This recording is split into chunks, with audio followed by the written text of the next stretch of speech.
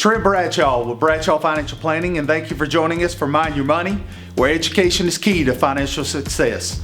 Brandon and I wanted to get with you today. We wanted to look at some data that he and I have gone over. We definitely have our eyes on the market. Obviously, volatility is back. Large concerns surrounding the coronavirus are occurring at this point. We're going to look at a couple charts today. First, we'll look at a chart regarding the coronavirus, then in the spread globally that we're seeing right now.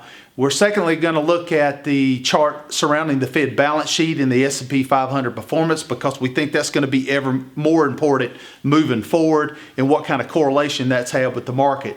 And then third, we're going to look at some of the sectors that we've got in the portfolios right now to provide some defense during these uncertain markets like we have today.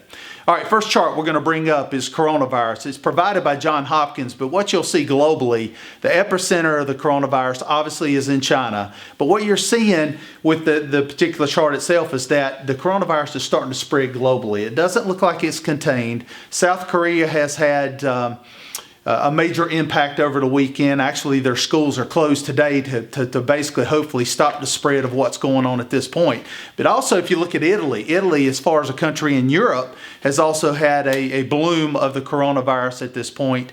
And of course, there's concerns there, but it doesn't look like it's being contained. It looks like it's going to be a global issue. Obviously, growth has slowed significantly, specifically coming out of China. They're not back at full capacity yet. Still 50% to 60% of production is not there.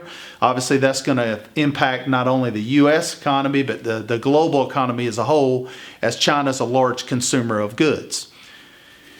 If you look at the second chart that we've got here, we talked about the Fed balance sheet. What we've seen over the last few weeks is the Fed has pulled away from printing so much money and putting it out there for the repo market.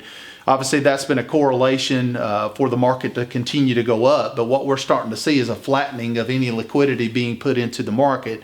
And of course, now you're seeing the market start to roll over, specifically with the coronavirus concern. That's had a bigger impact. Well, what do we expect? I expect the Fed to come out in the next 24 to 48 hours and probably come with some level of solution of increasing liquidity or actually cutting interest rates to try to battle what's going on with the uncertainty and volatility in the market at this point.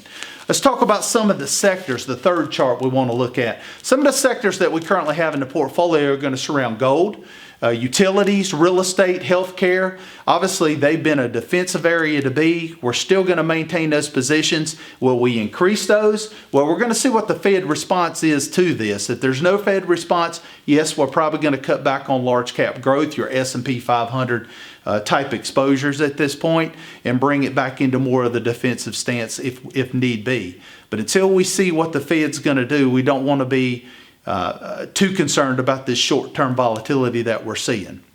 If you got any questions or any concerns, reach out to us. Trent Bradshaw, Bradshaw Financial Planning, and Mind Your Money. Look forward to hearing from you soon. Have a great week.